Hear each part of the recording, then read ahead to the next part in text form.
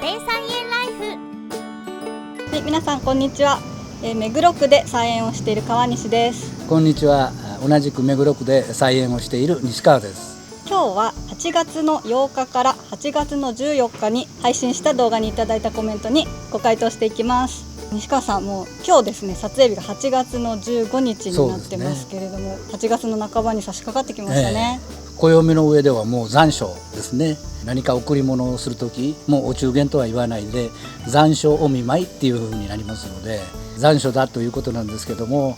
この異常気象ですから、そうですね、9月になってもまだまだ暑い日が続くのかもしれませんね。そうですね、暑さは相変わらずですけども、なんとなくこう日差しがね、秋に向かってきてるんじゃないかという予感もちょっとし始めてますね。太陽もだいぶ傾いてきたので、もうお昼過ぎに影が少し以前よりは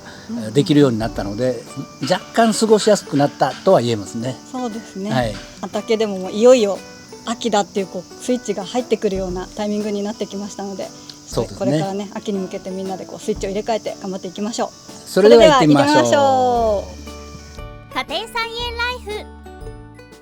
それでは8月の8日に配信されましたかぼちゃとスイカの動画にいただいたコメント紹介していきます。ゴーヤを植えました。花は咲いているけど実がなりません。どうしてでしょうか、ということですが、ゴーヤですね。ゴーヤの場合ですね、雌花が受粉しないと、実をつけてくれません。ですから虫がよくいる環境だと自然受粉しやすいんですが、そうでない場合は虫をある程度寄り付きやすい状況にするのか、あるいは人工受粉でしょうけれども、小さな花なので人工受粉も難しいかと思います。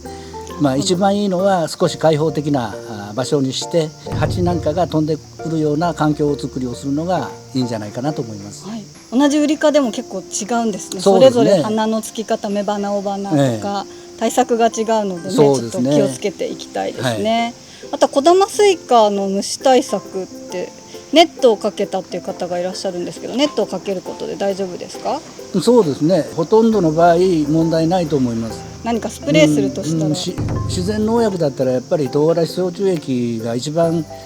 効果が安定しているように思います。試してみてください。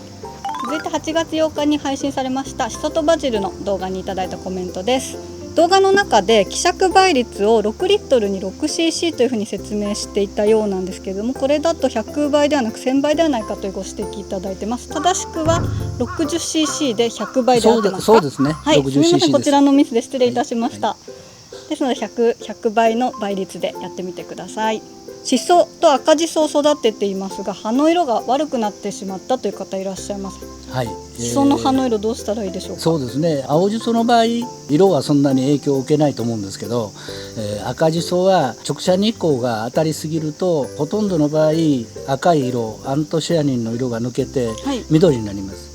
葉の裏を見れば赤が残ってるんですけど、太陽に面したところは緑に変わってしまう、そうなんですよね、という症状がありますので、できるだけ遮光していただいた方がいいと思います。シソは日陰でも育つ植物なので、一番いいのは100円ショップなんかである寒冷紗を半分ぐらい覆っておくというのが一番いい対策かと思います。こちらの農園でも赤ジソの色が変わってきたので、寒冷紗はちょっと手には入らなかったので、不織布を二重にしてかけたその後出てきた新芽は全て綺麗な紫色になってます。そうですね、やってみてください。キュウリの花が咲かないのはなぜですかということで、さっきゴーヤだったんですけど、今度キュウリ花が咲かないということですが、花がつかないということなんですね。やはり花をつける肥料成分というのはリン酸が必要なので、元肥の時にリン酸分をどのぐらい入れられたのか、もう一度帰りに見ていただいて、リン酸分が足りないようだったら鶏粉なんかを追肥するというのも一つの方法だと思います。それとリン酸も土が乾燥しだすと吸収しにくくなりますので、例えばお酢の希釈液50倍ぐらいの希釈液を一度株元にあげるということで改善が見られないか試してみていただいたらいいと思います。またそれで元気がなかったらお酢の、希釈液をあげるなどという対策もしてみてください。続いて8月9日に配信されました青いトマトの活用法の動画にいただいたコメントです。こちらですね、青いトマトは毒性があるって聞いたことがあるんですが、そこは問題ないのでしょうかという内容で、ちょっとね皆さんちょっとご不安にさせてしまって失礼いたしました。青いトマトの毒性についてこちらでも調べたんですけれども、こちらで調べましたところ、約4キロほど摂取して初めて毒性になる成分であるということがこちらの調べでは分かりました。ということで西川さんはもう普段から食べられているということですね。この間ご紹介したのはメキシコ料理のサルサを作るということで、使っているトマト、青いトマト10個ぐらいですから、毒成分というのはどんな食品にも含まれているものですから、大量に摂取しない限りは大丈夫なはずなので、そういう形で楽しんでいただいたらいいと思います。トマト以外でもキュウリにはギ酸という成分が含まれています。皮と実の間にアリが出す酸ですね、はい、その偽酸成分が含まれているんで、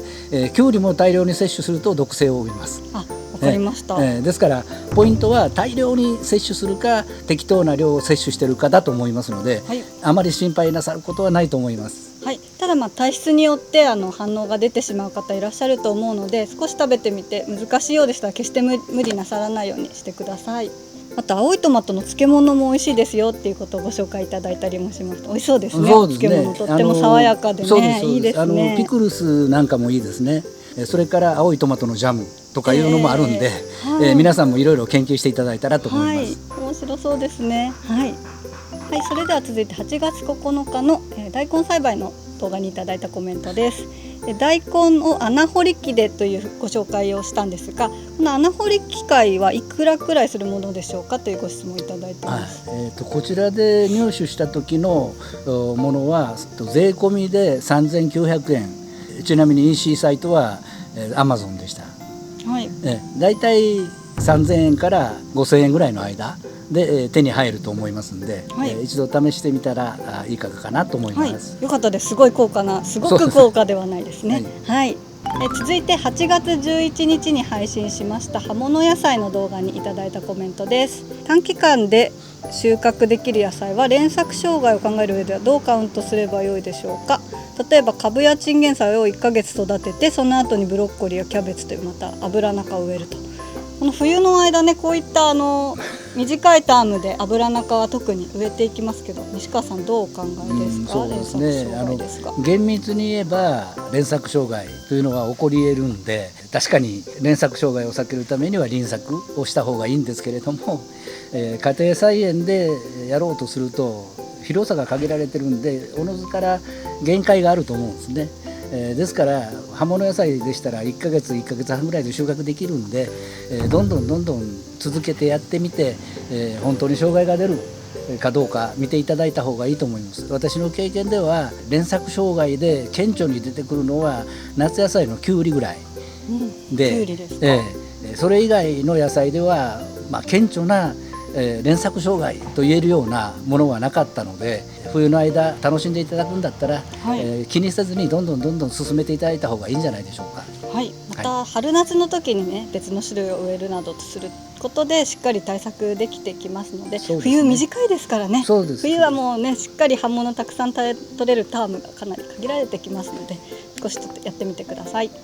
あとは初心者の方からいただいたコメントです。ベランダで野菜を育て始められたということで、